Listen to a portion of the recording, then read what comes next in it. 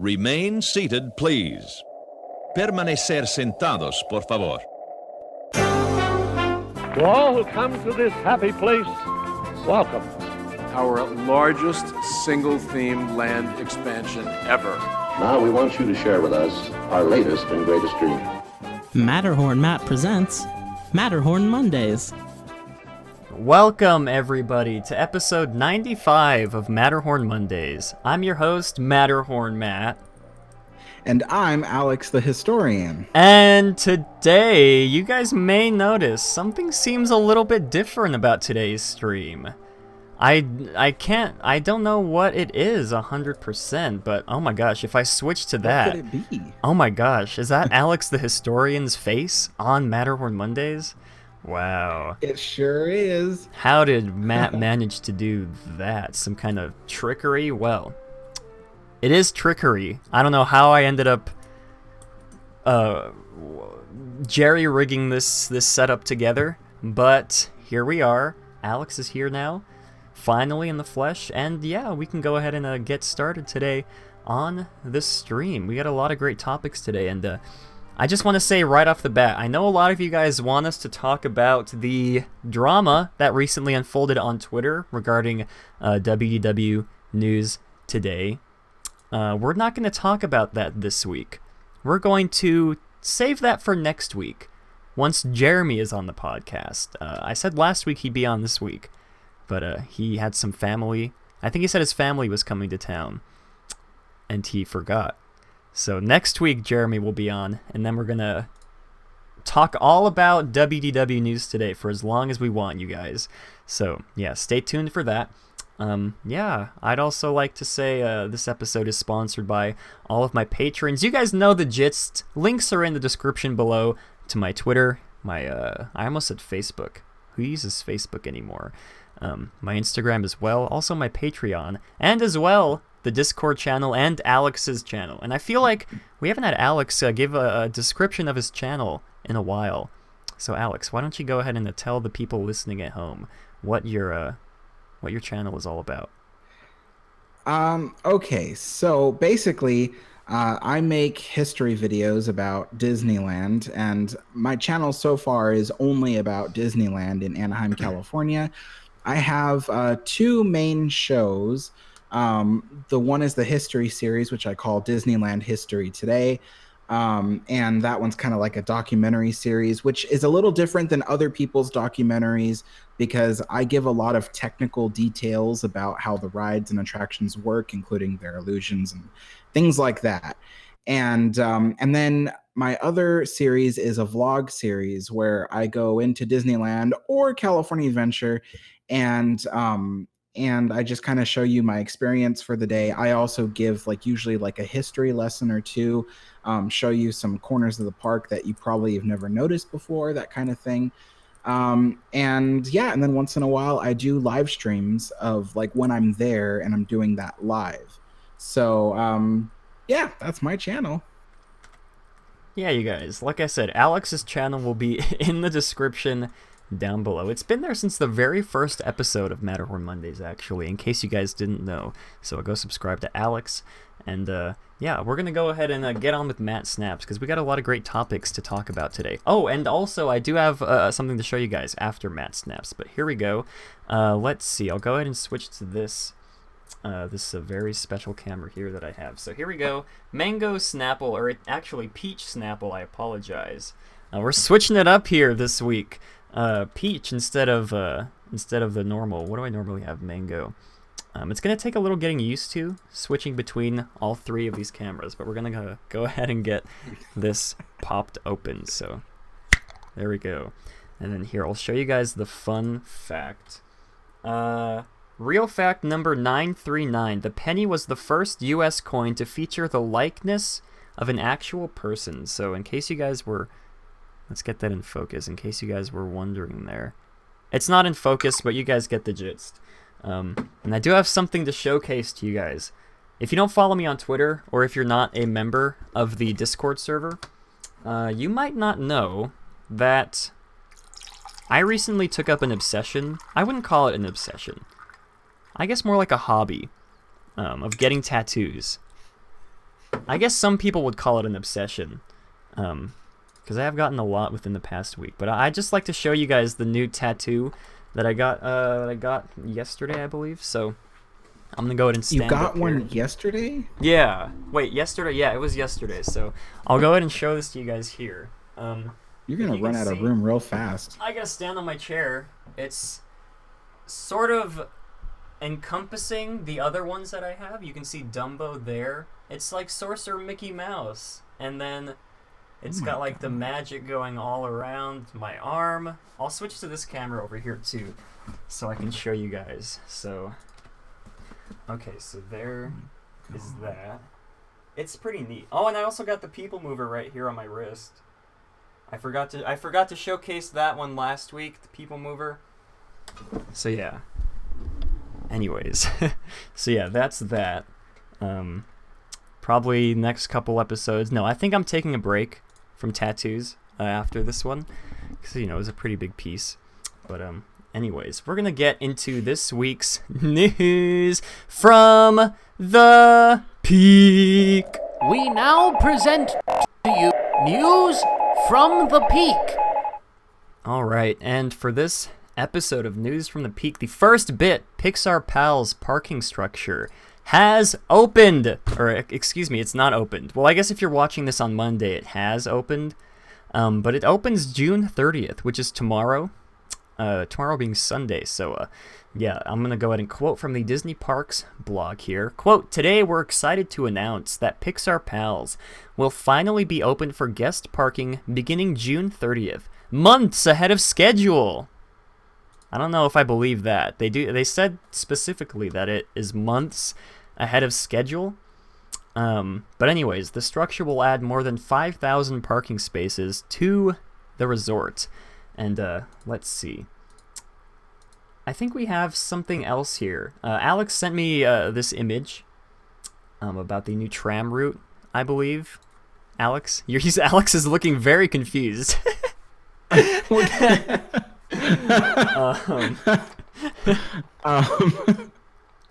So this image that you see, okay, the new parking structure, everyone like last year was really confused, like where is the trams gonna stop and where are they gonna pick up people, that kind of thing. So last year, more specifically December 4th of last year, I made a prediction as to what the tram route will look like as it goes through the parking structure. Because keep in mind, even then in December of last year, people didn't know where the tram was going to enter the structure or leave the structure.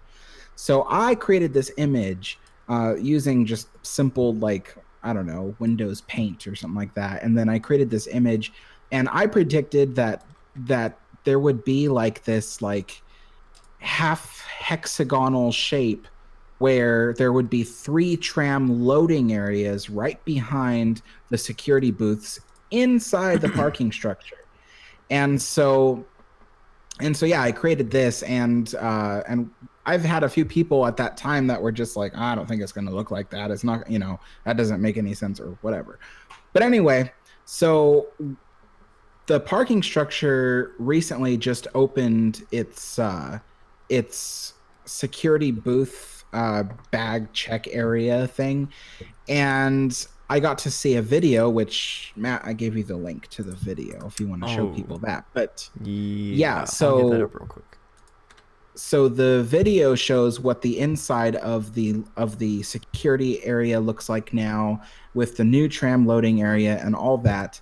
And the path of the tram route is exactly like I made in that image, like almost exactly.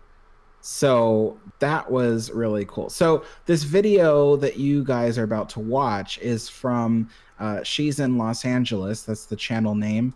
I watch her channel. Her name is Jane. I watch her channel all the time looking for these construction updates.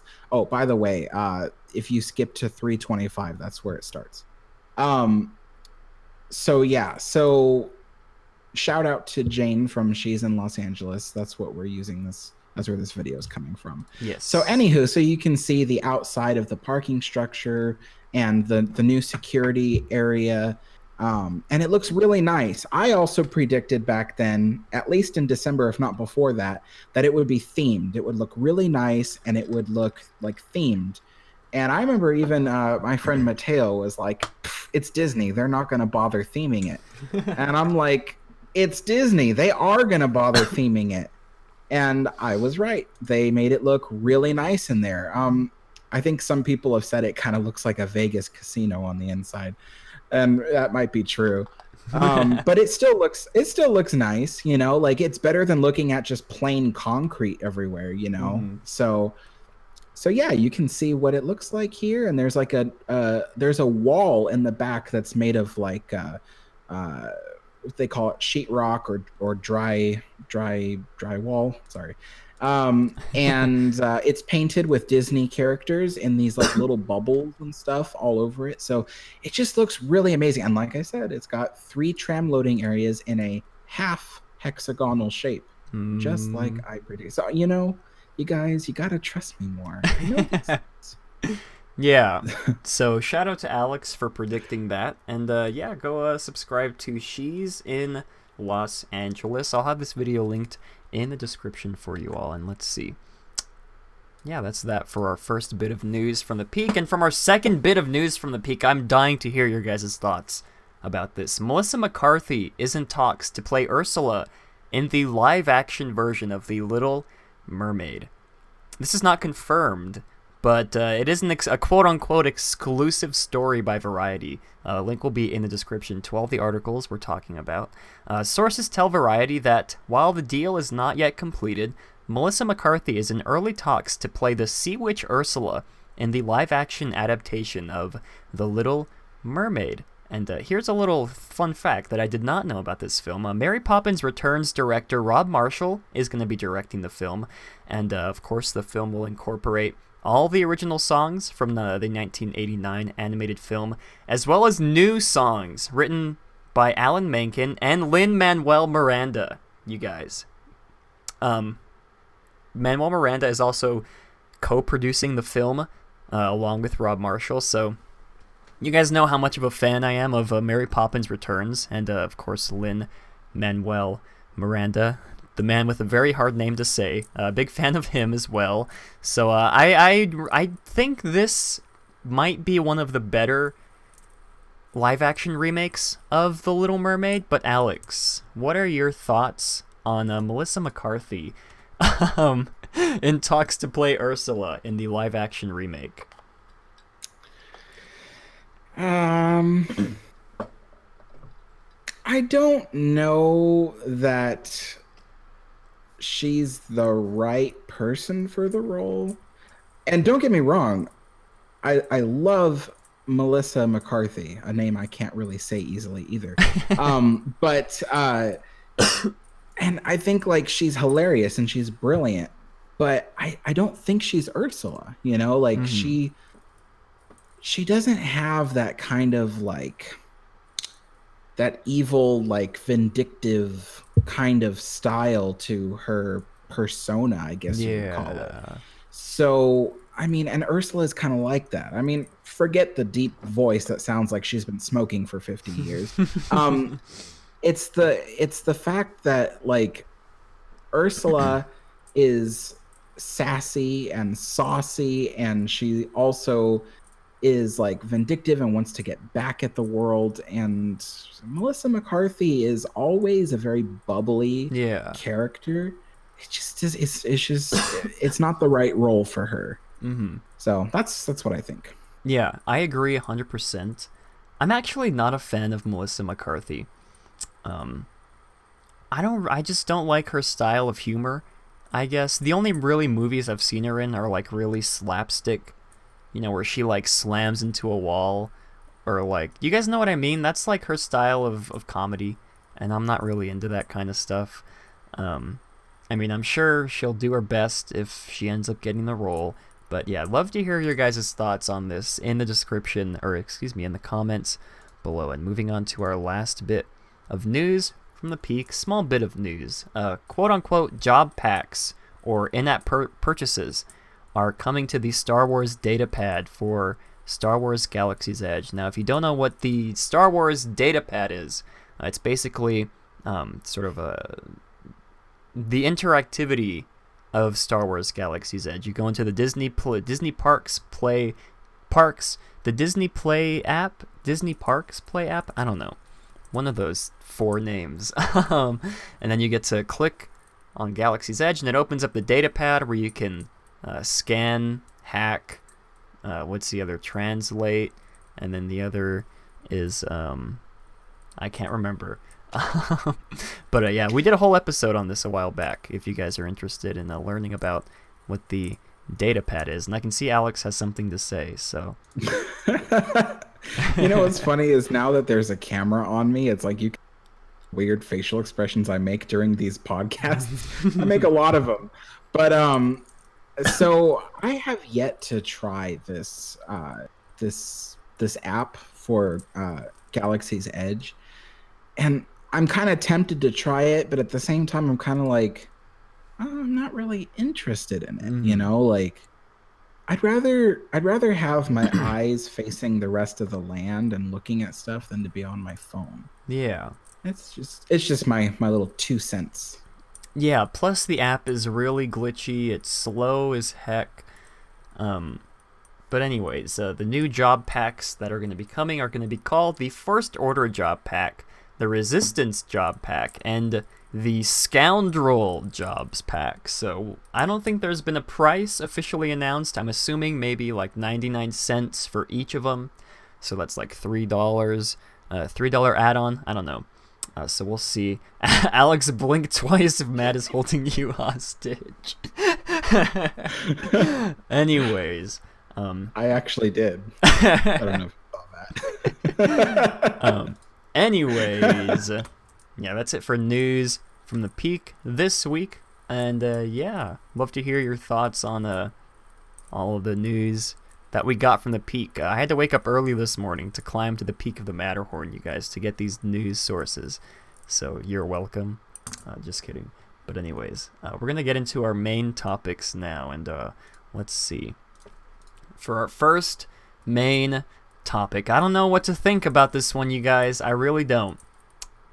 The Main Street Electrical Parade is returning to Disneyland, officially confirmed by Disneyland themselves. So, yeah. Quote, I'm going to be quoting from the Disney Parks blog. Quote, an all-time fan favorite, a spectacular festival pageant of nighttime magic and imagination is coming back to Disneyland Park for a limited time encore engagement. It's returning August 2nd through September 30th. Oh yeah, and don't get me wrong, I love the Main Street Electrical Parade, but this sort of brings up the bigger question as to why. What is the point of Disney bringing back the Main Street Electrical Parade? And we're gonna get into that, and that sort of goes into ties with our second topic that we have. But Alex, what are your thoughts on the Main Street Electrical Parade returning to Disneyland for a limited time? I like it. I think it's good. I think the Main Street Electrical Parade is probably one of the best, probably the best nighttime parade that they've done at Disneyland. I have never seen it in person. I don't think I can't. At least I can't remember if I have at the top of my head. But I have seen many videos of it. I think it's just I've never been in the right place at the right time to see it. But I've seen many videos of it, and I have it on Blu-ray and HD. So, so yeah. But I think this time around, I will make an attempt to watch it in person. I'm rarely at Disneyland that late, though. My legs usually hurt at that point. But yeah, I think it's great. But you know what else I think? I think that this is one of those things that they're going to keep it even longer. Yeah. Probably through October, too. Yeah, I mean, like I said, I love the Main Street Electrical Parade. It's one of my favorite parades Disney's done within recent memory, with the ones that I've seen. I don't know, I just sort of feel like, why bring it? I mean, Paint the Night, you could have brought Paint the Night back, which, Paint the Night has gotten mixed reception from a lot of people. You just answered your own question. I mean,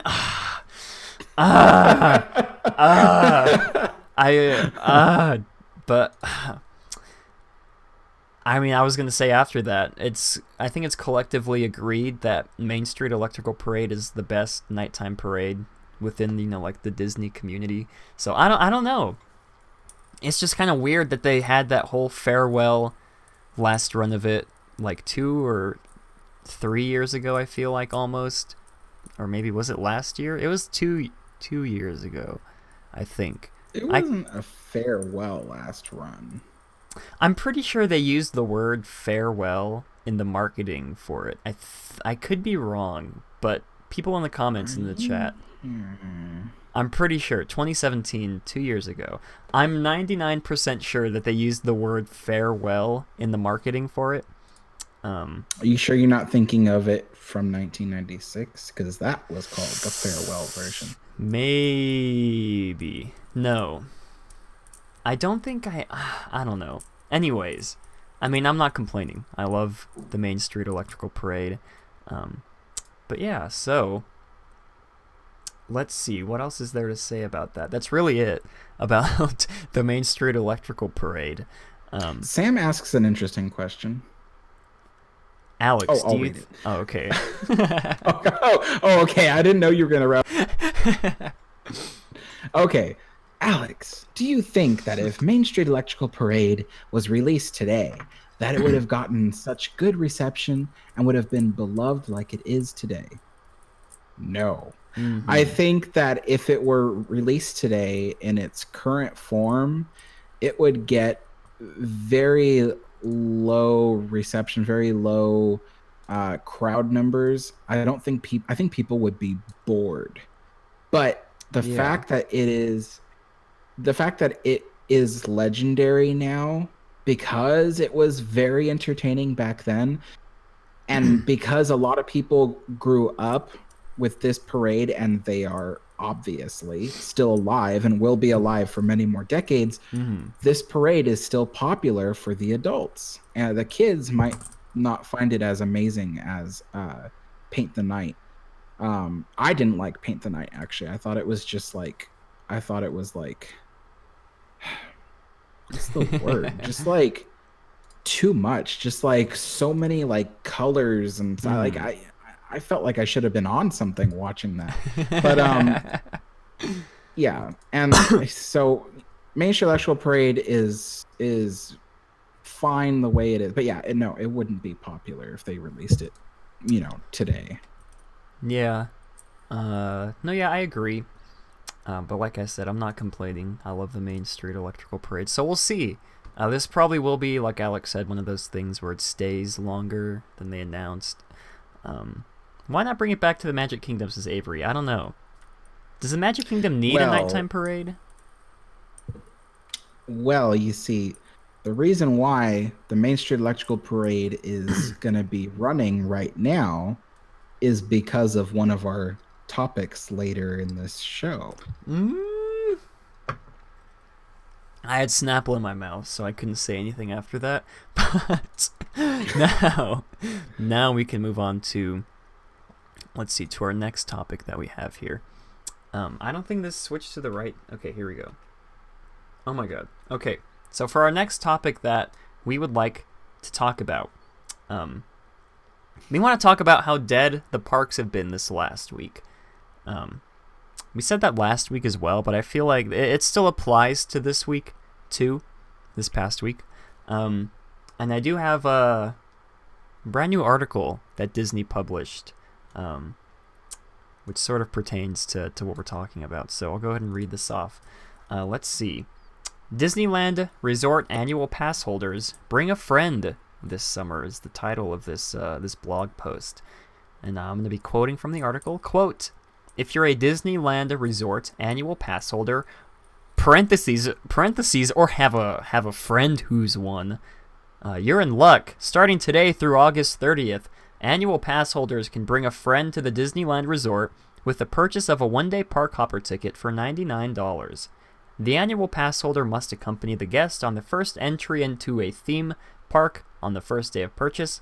If the annual pass holder is blocked that day, they can take advantage of this offer by purchasing a ticket at this special price for both themselves and their friend.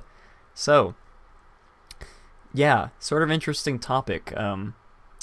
Every time Matt struggles on stream, it breaks my heart. I mean, it breaks my heart too. So, but anyways. So yeah, this is sort of an interesting push that Disney's making. It's almost like they're saying, oh wow, we need more people. How do we get more people into the parks? And then they come up with this marketing gimmick. Oh, you have a friend who's an annual pass holder? You can pay $99. And then you can get into the park as well. Because normally tickets are more than $99, I'm pretty sure, on like peak days. But anyways, Alex, as an annual pass holder, what are your thoughts on this new release by Disney? I think that it's a good idea, and I think it will work, but maybe not enough. I don't think it's gonna work enough because $99 is a better price for a park hopper than what you would normally pay. But even still, I think I don't know, maybe it might work. Well, the whole thing is that everyone is afraid that Disneyland is really crowded right now, so people aren't going to want to buy a $99 ticket to go to Disneyland when they think that they're not going to be able to have fun there. Mm-hmm. So it could go either way. I mean, it could work and it could bring more people in, or it could not work and then they'll still have a problem where the park isn't busy enough. Yeah.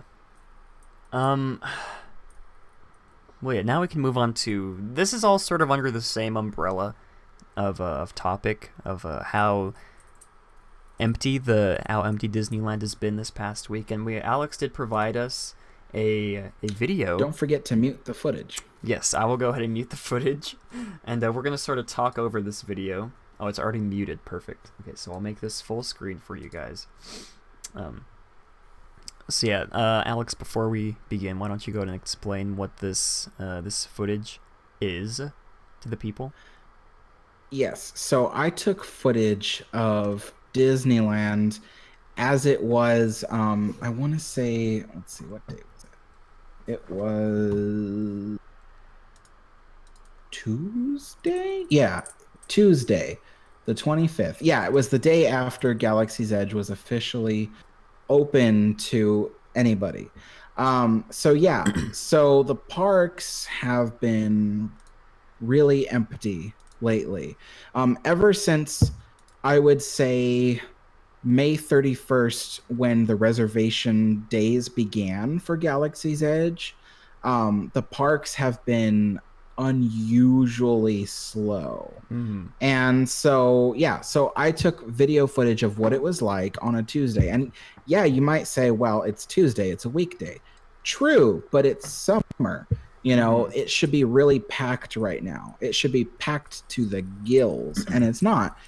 And so, so the thing is that this is kind of really bothering Disney because of the fact that they just opened this really expensive land, which is supposed to bring more business for the company, especially since they're hoping that this new land will be so popular, it'll generate a lot of revenue, which will pay for its construction. Mm-hmm. Well, it's pulling in a lot of people in the morning, but as the day tapers off, Galaxy's Edge and Disneyland get less and less crowded. It's kind of weird though. So let me explain like how these crowds are kind of weird.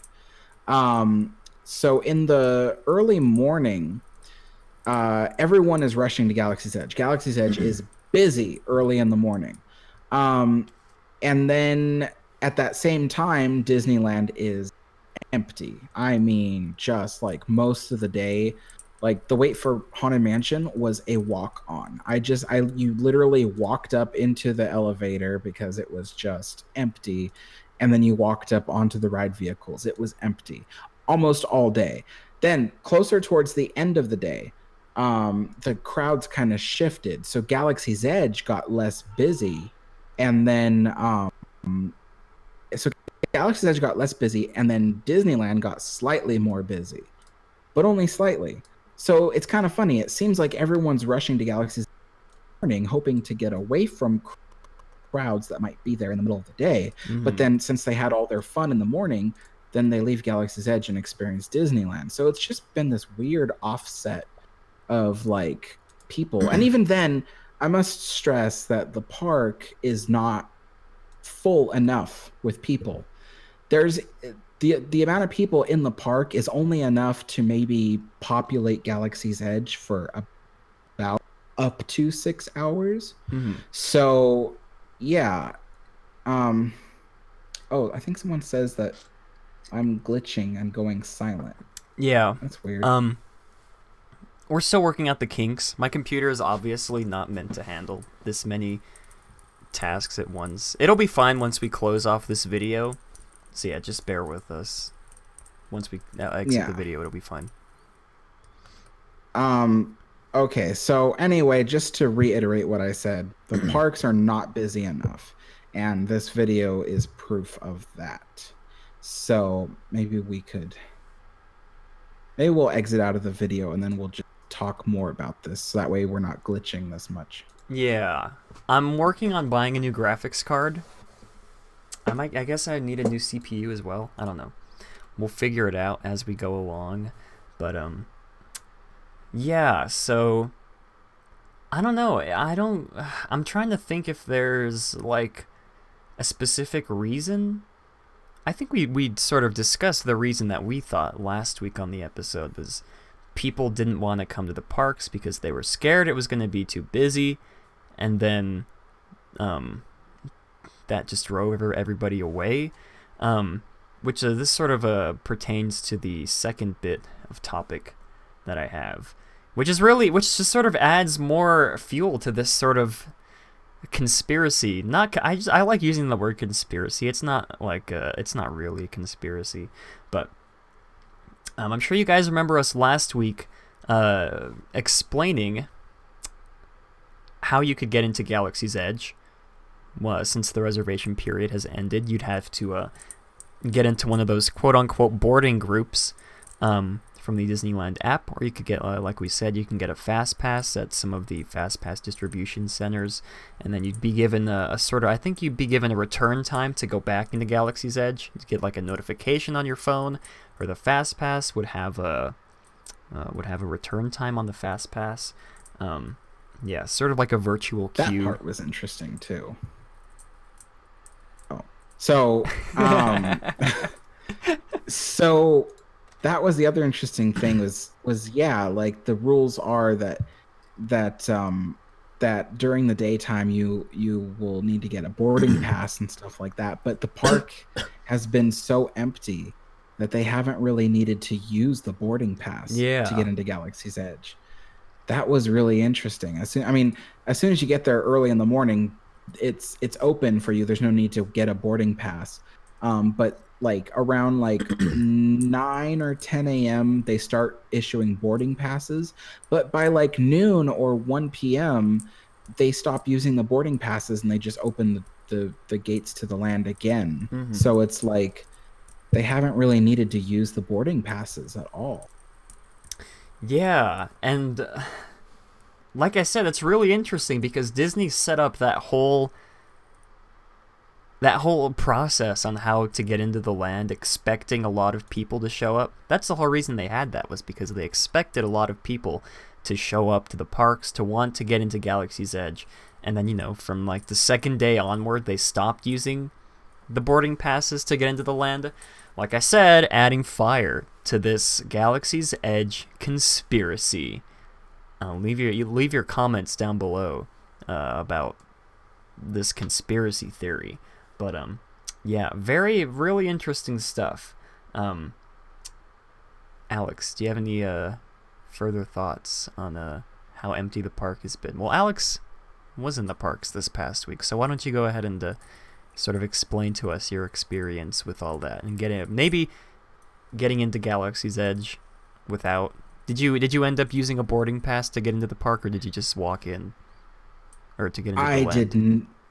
I just walked in all day, in and out. Mm-hmm. I didn't have to get a single boarding pass all day. It has been that empty at Disneyland. Like I was saying earlier during the video when I was probably glitching out, it was just like the park was just scary empty. Like, Haunted Mansion was a walk-on. Pirates of the Caribbean was a walk-on. I didn't have to wait for any of these popular rides. It was crazy. And then the land itself, like I got to the park at 8 a.m. I was on my phone prepared to get a boarding pass, but it just said walk into the land. It's open. Mm-hmm. So I walked into the land, and I'm going to edit a vlog that I filmed of that. I haven't edited it yet, but you'll see I took video footage of me walking into the land. And I stayed there for maybe, I think, 3 hours. So that would have been 11 a.m. when I left the land, and they still had the gates open to the land. Like they did not stop anybody from going in or out. There was no need for the boarding passes all day. Mm-hmm. And again, this is in the middle of a summer day. It should have been really packed. And so I think the parks, certain areas of Disneyland got busier at different times of the day. And I think that was really more due to like the parade. So like around 3 o'clock, it got really busy on Main Street, but the rest of the park was empty, that kind of thing. So it was just like, for me, it was really nice, but I'm a little concerned. And this was something I wanted to talk about. I don't know if you remember to talk about this, but the concern was, how will Disneyland's emptiness this summer affect the company and its decisions in the future? Yeah. So. So I guess there's really only there's two ways Disney can take this.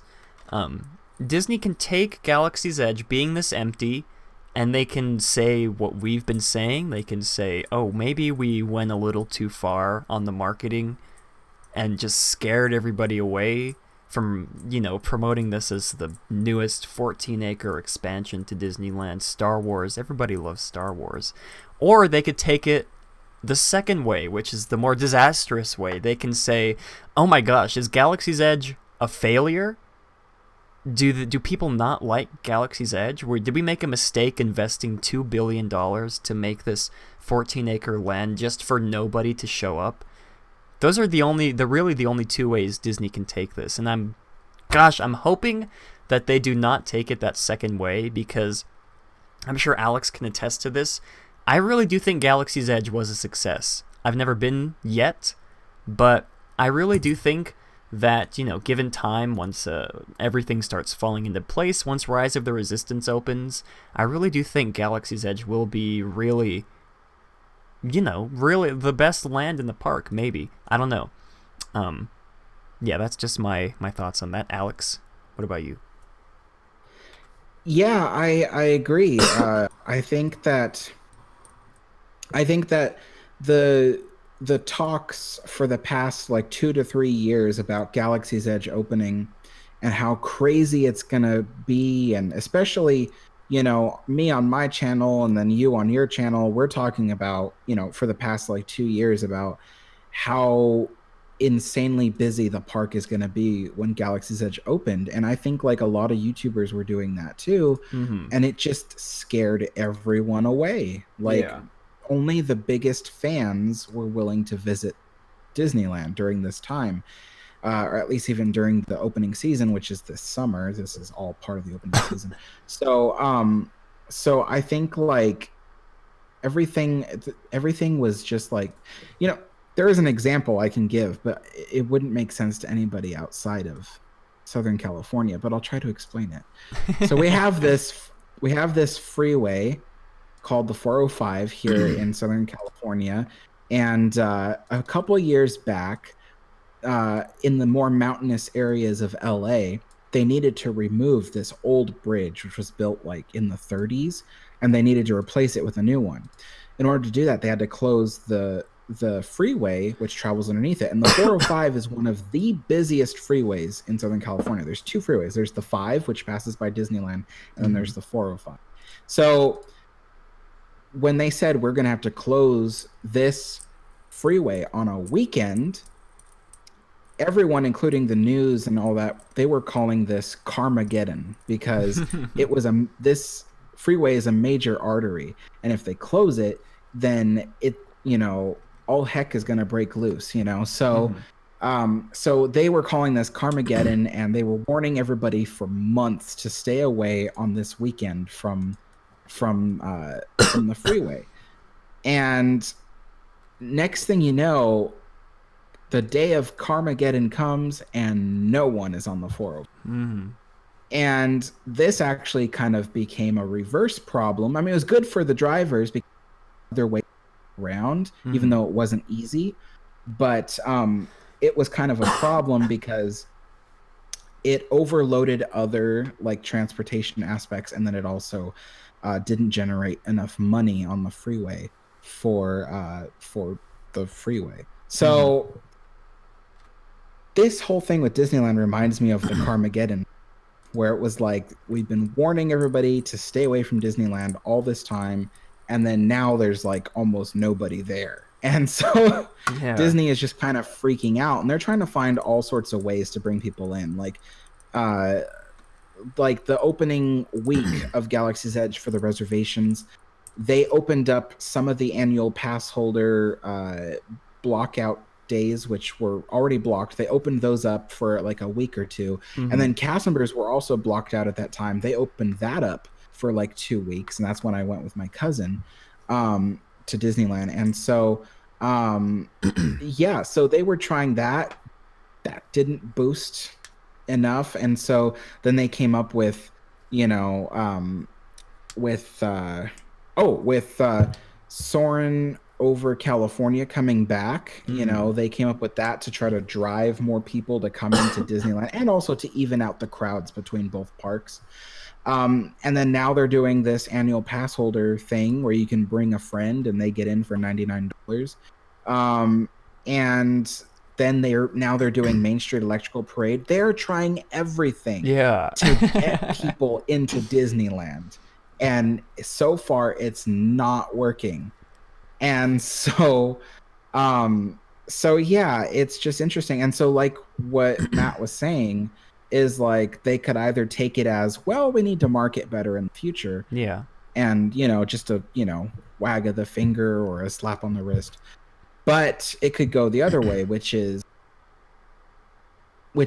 like, the accountants who are in charge of spending money on these big projects might be like, next time you want to do a big project, we're not going to give you the money for it, because look at what happened last time, And the other thing too is you have to understand that a company like this doesn't think in the long term, in the sense like, oh, by the way, shareholders, you're going to get your 10. It doesn't work like that.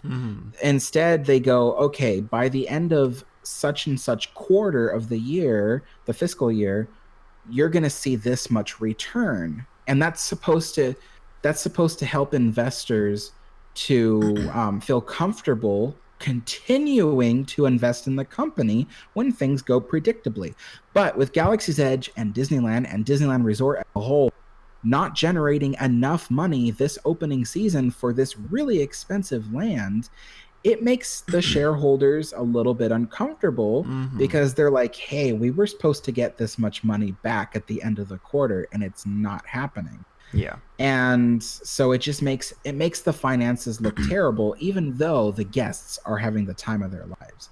So if things go horribly, it might be that the company would say, next time we do a big investment, we're going to scale it back a bit. So hopefully it doesn't go that way.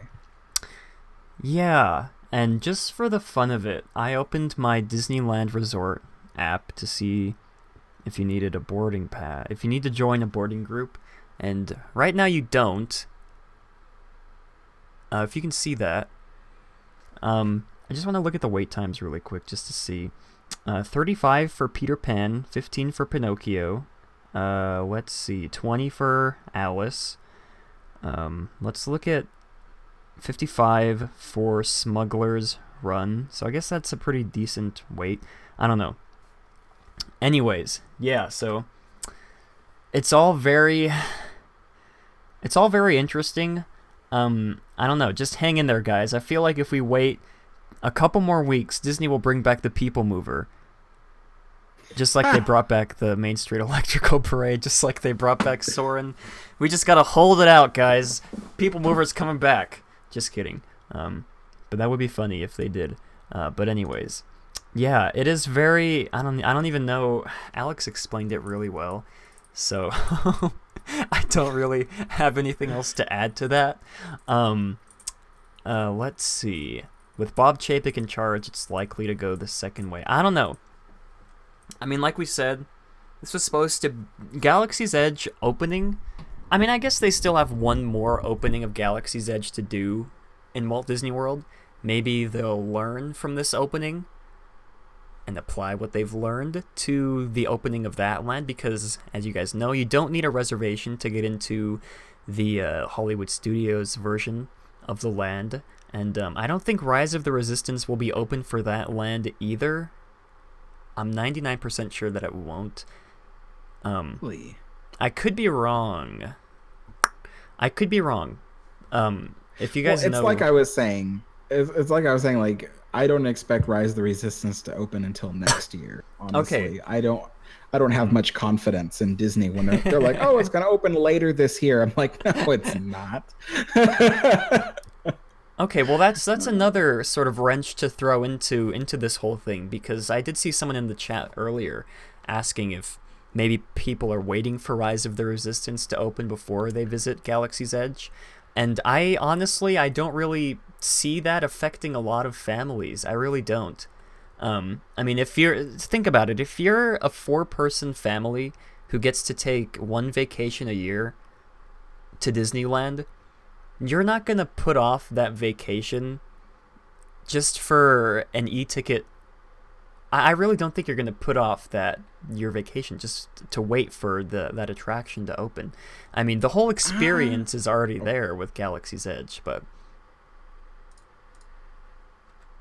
I see Alex. He's waiting to say something. See, I don't know about that, because I think that a lot of people would rather save their money to wait for like everything to be open for them to go. Like me, for instance, like I'm waiting for Magic Kingdom's 50th anniversary before I return. Like I'm not going until then. Yeah, that's true. Even if I had the money at the end of this year, which actually it looks like I might. Even if I have the money at the end of this year, I'm not going to go. I'm going to wait till the 50th, because I want to see everything when it's at its best. Mm-hmm. And I know that everything will be repainted, refreshed by then, at least to the best of their ability. And yeah, and so yeah, I don't know, I feel like there's at least a good number of people who are waiting for Rise of the Resistance to open. And honestly, supposedly they're only waiting for a few more months. Supposedly, so, yeah. They might be waiting for they might be waiting for to Disneyland. It's funny. Alex cut out right as he said what he was gonna say, and nobody could hear what he said. So you said people are waiting for, and then you cut out. Oh, I think people are waiting for a Christmas visit to Disney. Oh, yeah. Maybe. I don't know. I just think in my mind, if you're like a 4-person family who is only allowed to take one vacation a year, I really don't think, maybe, I don't know, I guess like use my family as an example. My parents aren't going to put off visiting the parks for however many months it takes, if I tell them that the e-ticket attraction, the main attraction, is not going to be open, they're going to say, who cares? It's Disneyland. You don't need to have that attraction open to take away from the whole experience. I mean, you still have, Space Mountain, you still have Smuggler's Run, and of course, Galaxy's Edge itself is it's an attraction itself. I don't know. I just don't really see a lot of families. I mean, I'm sure a lot of people like us, Disney nerds. I don't like using that word, Disney. We need to come up with a new word for that.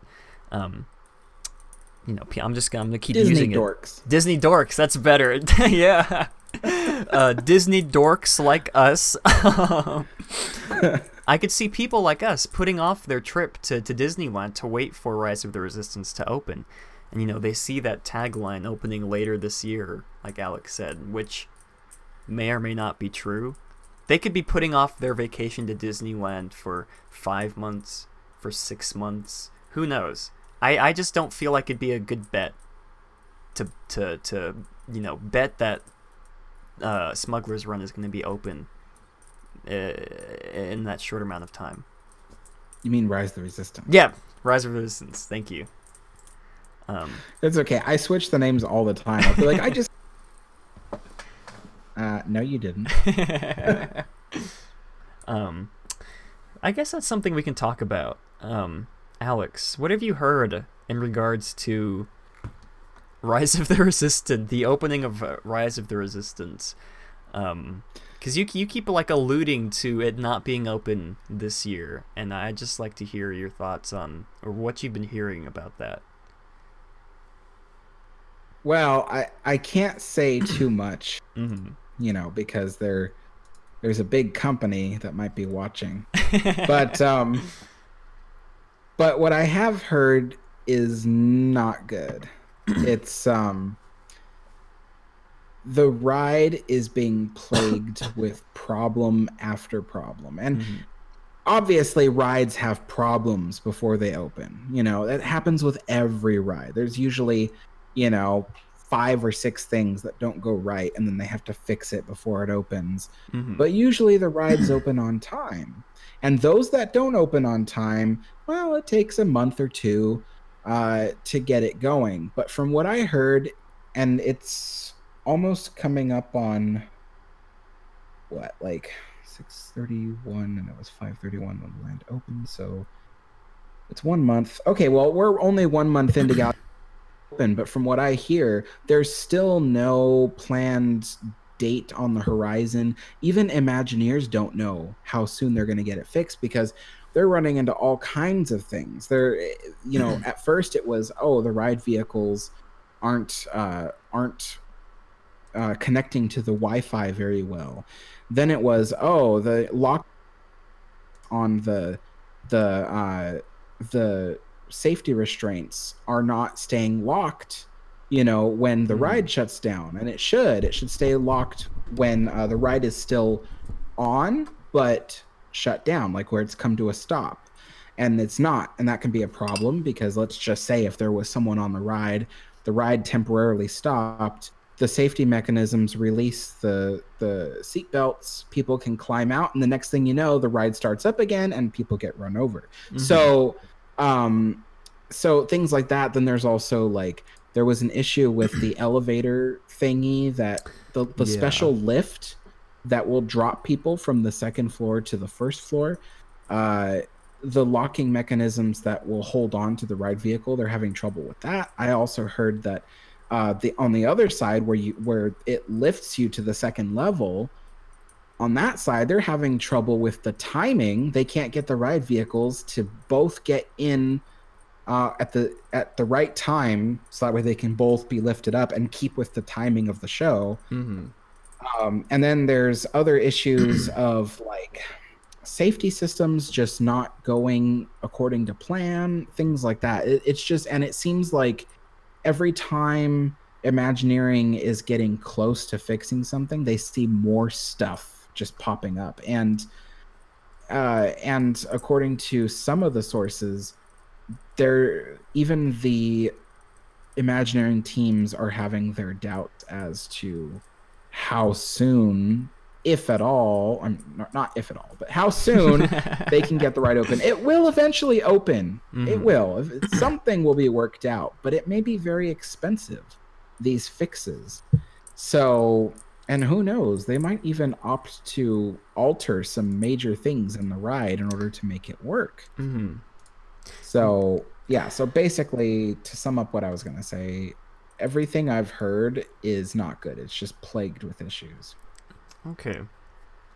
Well, you said some solutions may require a lot of money. Maybe they were counting on the opening of Galaxy's Edge to be a big source of that revenue to help buff up Rise of the Resistance, and now we see the park is not as busy maybe as they thought it was going to be. So, you know, maybe they're, like you said, maybe they're going to have to start taking some shortcuts with the ride, delay it even further until they do get that revenue. You know, if they were counting on this opening of Galaxy's Edge and all the revenue they were going to be making from Disneyland and California Adventure with all the people they expected, that of course not happening yet.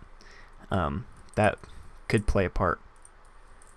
Yeah, that is another factor. It's exactly like what you said. Some of these things are going to be expensive to get the ride fixed, and they were really hoping that bump in revenue might buffer, you know, the expenses, because like I was saying earlier in the podcast, the accounting department is looking very carefully at the spending versus the intake of profit and stuff like that. And in the end, the accounting department decides how much money is going to be spent, unless there's like some kind of intervention between like Bob Iger going, no, give them the cash. So, but, you know, basically the accounting department is just kind of like, well, you know, we'll give you that big budget to fix certain things when we see like a really successful opening season. And because opening season isn't going so well, it might take a little longer to get Rise of the Resistance open. And like I said, I'm not saying the ride isn't going to open. You know, I don't want people to mistake what I'm saying. All I'm saying is that it might take longer because it's just going to take more money and more time without that huge bump in popularity and profit that was supposed to come from this opening season. Yeah, so I don't know. It's sort of a lot to take in for everybody listening, I guess, in regards to what we've been saying. We'd love to hear your thoughts about what we've been talking about. I'd love to hear if any of you guys listening are putting off your trip to Disneyland, waiting for waiting for Rise of the Resistance to open. I'd love to hear if that's the case for you. Maybe you and your family, you discussed it with your family, you came to an agreement, we're not going to experience Galaxy's Edge without their e-ticket attraction. Lynette just said something really interesting, which is another good... Okay. So Lynette says it would help if Disney didn't run out of lightsaber and droid parts, not to mention kyber crystals. They'd be making more money. Yeah. And she's right. You see, I was talking about something in my vlog, which again I have yet to put together and publish, but in my vlog I was talking about how Disney has been running out of a lot of merchandise at Galaxy's Edge. I don't know whether they underestimated the amount of merchandise per guest that they would expect to sell, or if they just had a problem with the ordering. Like, I don't know, not enough of the stuff was produced at once. I don't know. But what I do know is they're running out of merchandise, and it's really showing. Like, some of the shops are just filling the shelves with the same thing just to fill in the empty spots. Even my father asked me to go to Galaxy get him a they have a special gift card that looks like a coin. I have no idea what it's called. And I don't even know what it looks like, but he sent me there to get it. So yeah, and they ran out of that, and it's like, how do you gift card, but they did. And so yeah, it's just like kind of funny because there's a lot of stuff. Like, I walked into Doc Ondar's Den of Antiquities, and a couple weeks ago, the whole place was filled with all assortments of Kyber crystals, and there's like none left. And so from what I hear, and this could be totally wrong, but from what I hear, they're not expecting to get a new shipment to restock for at least like a month or two, or maybe even more. Okay. I think it had something. I think it because they're saying that they're not going to get it in like 2 or more months. It sounds like it was an issue with the companies producing the merchandise is having difficulty making enough of it in a speedy amount of time, for lack of better words. Okay, well, that's interesting then. Yeah, I don't know that. I don't really have anything else to add to that, other than, I don't know. I guess it's sort of, yeah. I mean, that's one way to put it. But I guess, yeah, that does sort of show. I mean, I guess if people are buying enough for it to run out, well, then I guess that wouldn't save more merchandise for other people to buy. Yeah, that is kind of bad if you take it that way, because that's less merchandise to sell to everybody, less money that they're going to be making, and then maybe they even have to rush out, make even more orders on more merchandise, spending more money for Disney, and then they're probably not even going to get that return on investment for a long time. So it is very. It's an interesting situation that we're in, and it's the complete opposite. This is the complete opposite of what we thought was going to happen once Galaxy's Edge opened. I think it's safe to say that. We expected Galaxy's Edge to break Disneyland, and now it's almost like it is just. I mean, the way we were hoping. Yeah. I mean, yeah. Now it's almost like it not necessarily fixed Disneyland. Because before Galaxy's Edge opened, you'd see, like a month or two before Galaxy's Edge opened, if you like looked at pictures that people posted online or vlogs that people filmed, you'd see the crowds of people. Because, it was beginning to get that summer season. And now, it's so empty. It's all, like I said, it's almost like Galaxy's Edge fixed Disneyland's crowds.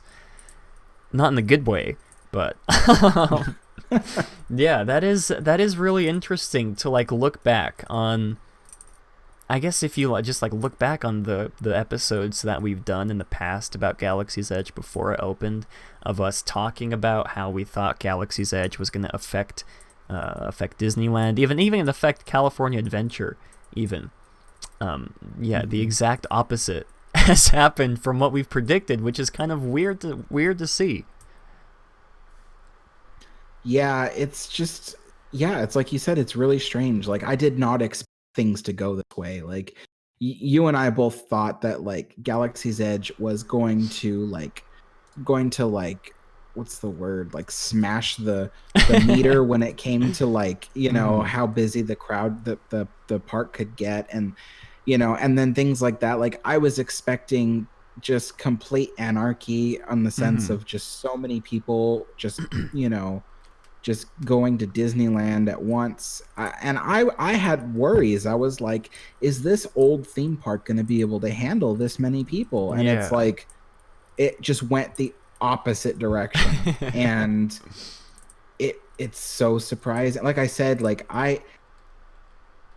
the last time I remember Disneyland being like this empty was in the early 2000s when Disneyland on like the terrorist list. And so it's just like, then nobody was going to Disneyland during this time, and it was just empty. And God, those were dark times. And you were just a little tiny baby. Yeah.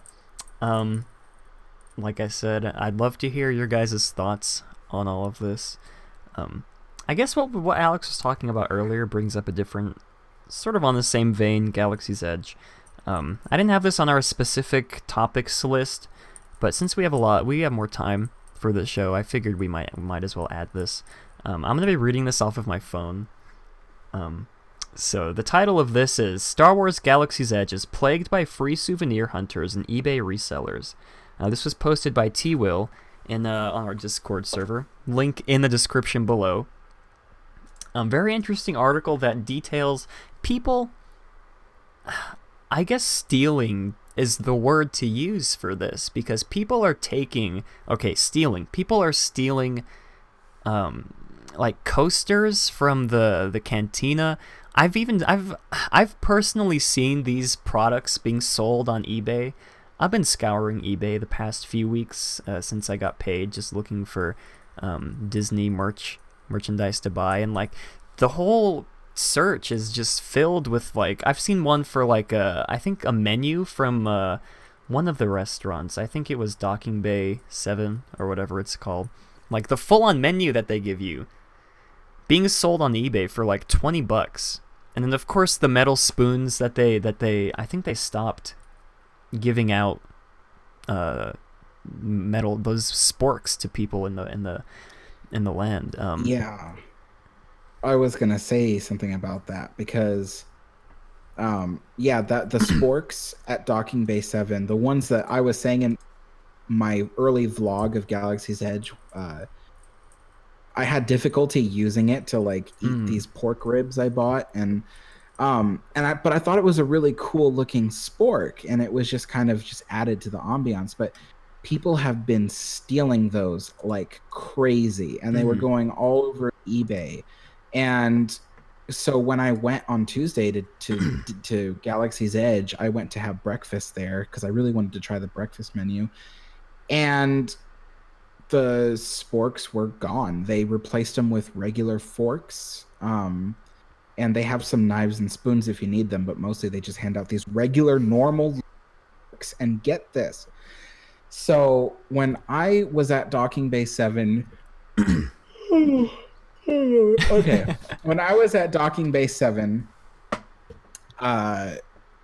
in like the first week that Galaxy's Edge opened, the cast members there were very like, oh yeah, those are the sporks. The cast members there were very like blasé and, you know, hi, welcome, and just like relaxed is what I mean to say. And when I went on Tuesday to get food, the cast members were like watching people like hawks in Docking Bay 7, and even in the rest of the land. Like, it was a really weird experience. Like, I was sitting by myself at a table, and I'm like vlogging food with my camera, you know, and I'm like talking about it. And it's like the cast members are standing like 5 feet from me, staring at me. And they're doing that to all the guests, not just me. And so it was just kind of weird. And I was trying to figure out, why are they so concerned about what I'm doing and what other people are doing? And then I realized, like, oh, this must have to do with the theft, all the stealing that's been going on. People have been stealing merchandise from the shelves too in Galaxy's Edge. Disneyland doesn't usually use the special security beeping things at the doorways like a lot of other places do. And the reason has to do with theming, like they just don't fit the theme and whatever. And it, you know, it's just, it sends a message to people. But anyway, the point is that the way Disney handles like shoplifting is, if it's caught, then they'll just report it to security. Oh god, why am I always yawning? They'll report it to security, and security will find you based on your description and stuff like that. And it's usually a very effective way to catch you know, shoplifters. Yeah. And then plus Galaxy's Edge has a ton of security cameras everywhere, and they're very noticeable if you look for them. And there's a lot, and I've been talking to some friends about it, and they say, yeah, Galaxy's Edge is supposed to be like super extra like security-fied. And what was I trying to say? Yeah, so anyway, it just seemed like all the cast members in Galaxy's Edge were on edge trying to like look out for shoplifters and thieves. It was just insane. Like I was walking through the market and it was like there were cast members just walking through the market just observing people. That was weird. That was really weird. And I think they tried to make it subtle, but it just, to me, it wasn't subtle. I mean, I don't think anybody else really noticed because they were all just, ooh, Galaxy's Edge. But I had been there like several times, so it's like I had nothing else to do but notice things going on. And plus I had plenty of time to just like sit down and observe everything. And that's just what I saw. It was just like this heightened level of like, okay, we gotta watch out for like thieves and stuff. Yeah. It's crazy. And I'd just like to point out, I don't know if you guys saw my phone that I showed up to show you guys the sporks. This is an eBay listing for 4 of these sporks. And I'd like you guys to guess how much these 4 sporks are going for on eBay. I'd like you to say in chat, comment down below how much you think these 4 sporks are going for. I mean, free shipping. I'll throw that out there. Free shipping. Yeah, I'd like for you guys to say that. Sam already kind of spoiled it for everybody in chat, but yeah, these 4 sporks are going for $800.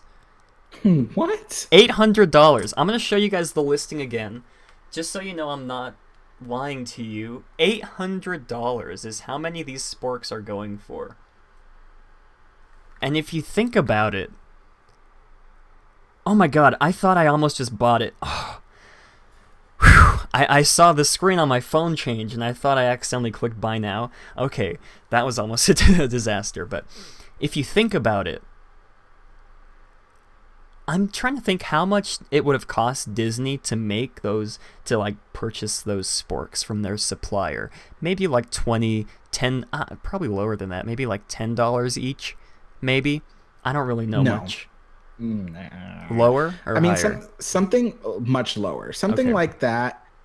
Something like that, while it is specialty, would only go for maybe 50 cents more per item to make at most. Because if that were a normal metal spork, that might go for like the cost of buying it by Disney would be like maybe, I don't know, 5 cents per spork. Okay.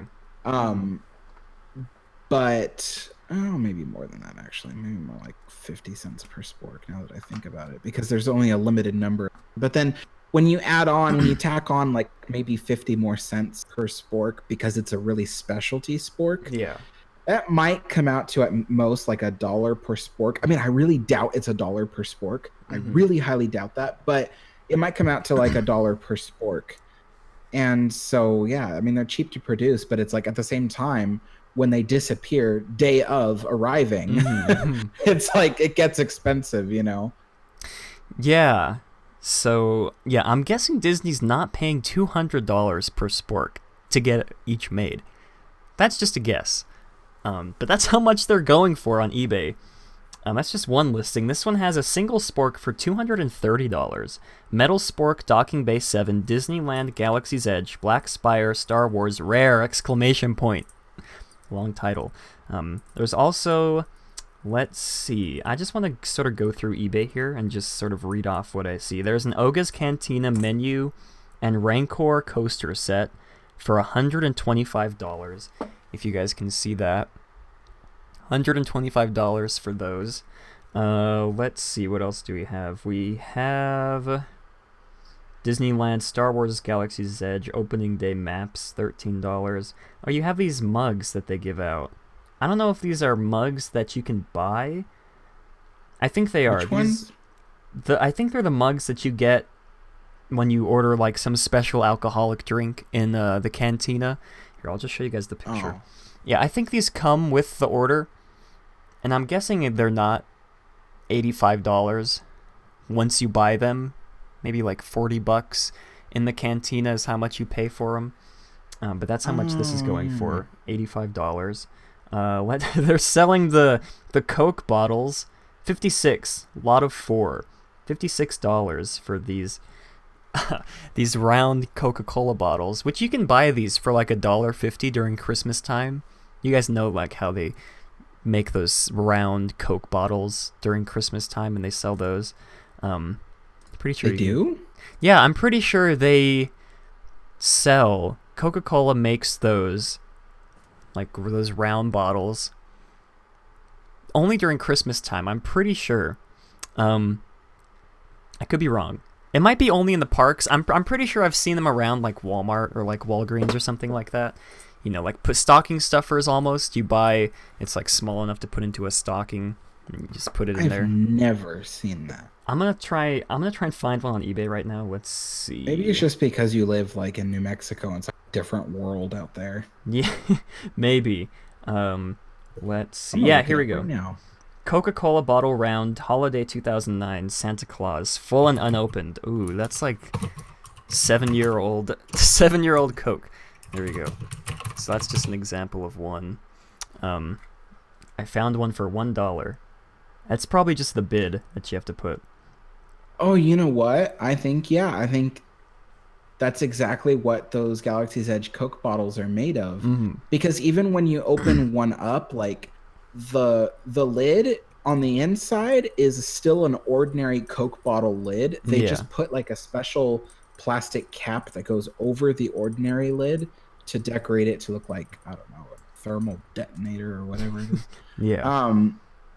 But yeah, I think that's exactly what that is. Let's see. What the heck is this? Star Wars Galaxy's Edge Droid Depot Kitchen Ice Cube Tong? I don't know what in the world this is. Let's see. They're selling Photo Pass. The little cards that they give you, the specialized Photo Pass cards. There's one for $16 here. There's a coaster for $9. Let's see. Well, I just want to say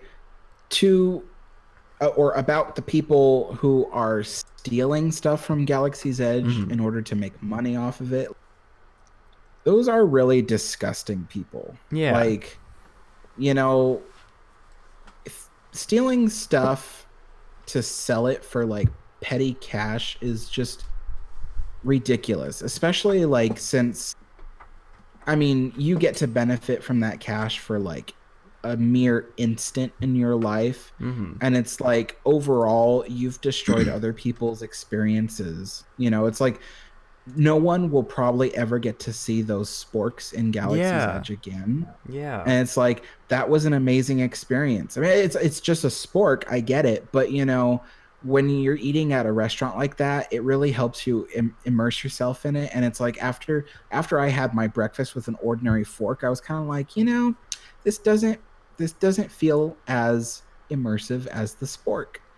And you know, it's just like when you steal things from Disneyland or whatever to make money off, you know, or even just, you know, just to steal something, it's just it's sad and it's rude and it makes you an awful person.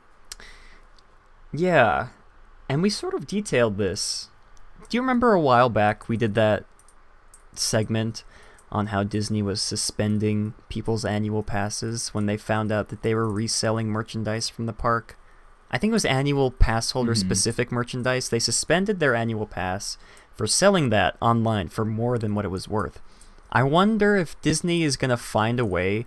I mean, obviously, if they catch them stealing them, they'll be punished. But I wonder, because correct me if I'm wrong, but I think Disney like did a whole like background search on all these eBay profiles who were selling these annual pass holder specific merchandises, and you know, finding out who they were based on that, and then canceling their annual pass based on who they found out that they were from their eBay profile. I'm sure there's a way that they can do that for these as well, because you know this is way worse, because this you're literally stealing stuff from the land compared to buying, you know, legally buying the merchandise but then reselling it for a profit to non-annual pass holders. And I think I'm not 100% sure if they got their annual pass revoked for forever or if it was just like a temporary slap on the wrist kind of thing. We didn't really I follow think it up on was that. like, I think from what I remember hearing was like depending on how bad the situation was, like you would like the first offense was like, was like suspending you for a certain amount of time. Mm-hmm. The next offense was like revoking your pass and blocking you out. Yeah. So yeah, this probably could escalate even further to maybe even banning you from the parks forever if they do find out who you are from these eBay profiles, which is probably going to happen. We're probably going to see articles that detail that exact thing happening, popping up probably within the next few months, I'm guessing. But yeah, there's a blue milk cup selling for $8, and it's just a plastic cup. Why? I don't understand why you'd want to buy that or even put it on eBay to sell it. It just doesn't make any sense to me why you would do that.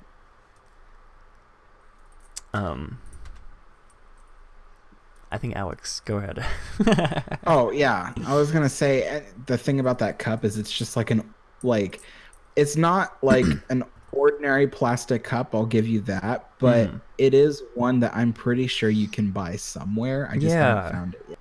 It's not a special cup in any way. Like, and honestly, I hate drinking from it. It feels like it's cutting my lips when I drink from it. So actually, I kind of hope that Disney changes out that cup to something else, because that's painful every time. But it's like always worth it for the blue milk. Yeah, so I guess we'll try and update you guys if there is some sort of news that breaks in regards to people getting banned for selling their stolen stuff online. I guess we can sort of try and make this come full circle, because Alex sort of detailed Disney's probably going to stop giving out those sporks altogether and probably just replace them with the normal white plastic spoons and forks if this keeps happening. And like Alex said, They already have. Have they already? Are you serious? They stopped. That's what I was saying. Okay. That's what I was saying. I had breakfast and it was just with an ordinary fork. They stopped giving out the sporks. Yeah. Okay, I misunderstood that part then. Well, it's already happened, you guys. Star Wars Galaxy's Edge is ruined, and it's all these guys' fault. I wonder if you'd be allowed to bring in your own metal spork that you bought online, or that you stole from your past visit, and eat your food with that. I wonder if you get in trouble for that. But yeah, like Alex said, that's like ruining the experience for everybody else. And who knows what other kind of precautions they're going to start making, because, I'm trying to think of like other examples besides the spork that people keep stealing. Maybe they'll stop giving out the menus. I'm sure they probably already have, giving out the menus for Docking Bay 7 that people have been stealing and selling online. I'd like to say I'm guilty of this. I showed somewhere. Do you guys remember that menu that I showed you guys from the Tomorrowland Terrace at the Magic Kingdom? I still have that. For my trip in 2016, I took the menu. So I guess you could say I'm guilty of this. I'm part of the problem. Yeah, so that was an interesting time. But I would like to say, this is the last menu that they had before they removed the spicy chicken sandwich, which was the best sandwich I've ever had at a Disney park. That spicy chicken sandwich in the Magic Kingdom at the Tomorrowland Terrace was to die for. Literally. I would give my life for that sandwich. Maybe they got rid of the sandwich because people kept stealing the menu. Yeah. You couldn't buy the sandwich because they didn't know it was on the menu. Oh my gosh, it's my fault. It's all my fault, you guys. If anyone wants to buy this, hit me up. Just kidding. I'll probably keep it forever. But anyways. Yeah, so I guess that sort of wraps that up. I'd like to try and make this full circle to sort of detail back about how empty the parks have been, but I can't really think of a segue to bring back to that, and I think we already said most of what we had to say in regards to that topic. So Alex, do you have any closing thoughts you'd like to say on how empty the parks have been and what kind of impact that might have on the future of the parks? Well, I guess I would just be repeating what I said earlier, but I think while it is nice to be at Disneyland, when there's like not that many people there. Oh, another yawn. Yawning. I wish I never had to yawn again. Okay, so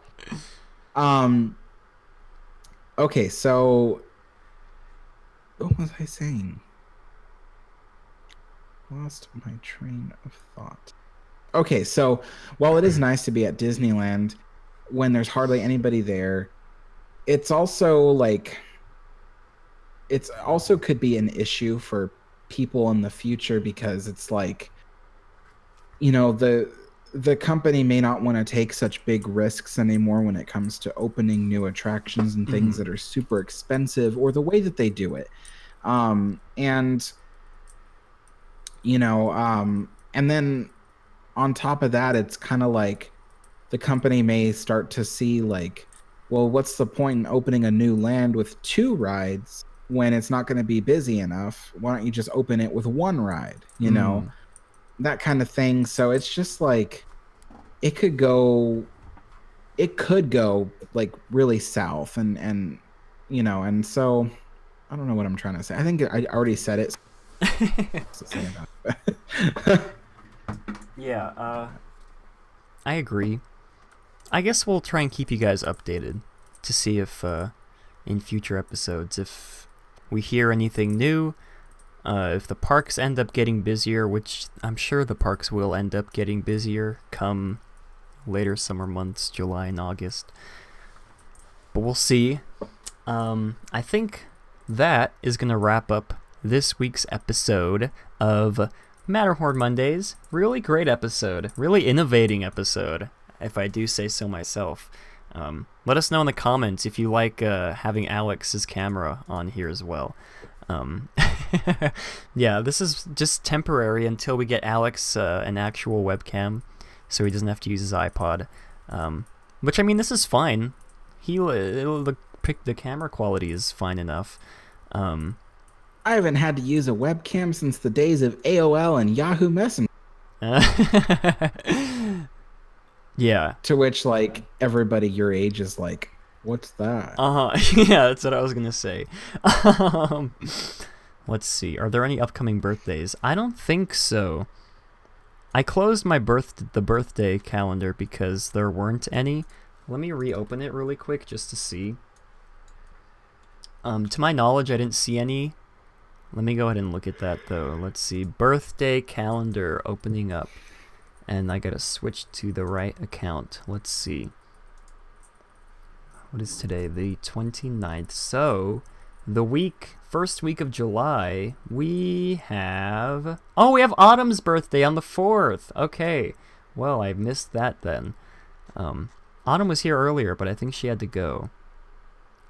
I gotta go have fun, kiddos, yeah. So happy birthday to Autumn on the 4th. Oh, wow, on the 4th of July. That's pretty cool. So yeah. I apologize for missing that. But anyways, let's see. Let me get this right. Yeah, it's still taking me a while to get used to... Oh, my other camera just died. Okay, so... anyways, yeah, it's gonna take me a while to get used to, switching between all these camera angles and everything. But we'll have it nailed down by the episode 100 of the show. Yeah, this was sort of just like a beta test to see if that would work. But I think this went really well. If you guys agree, if you guys like having Alex, like I said, comment down below. And if you don't comment, I'm gonna be very angry. Just kidding. But anyways, yeah, that's gonna wrap up this week's episode of Matterhorn Mondays. We hope you all enjoyed, and we'd love to hear all your thoughts in regards to whatever else. I'm trying to think of what we talked about. We talked about the Main Street Electrical Parade returning for a quote-unquote limited time run,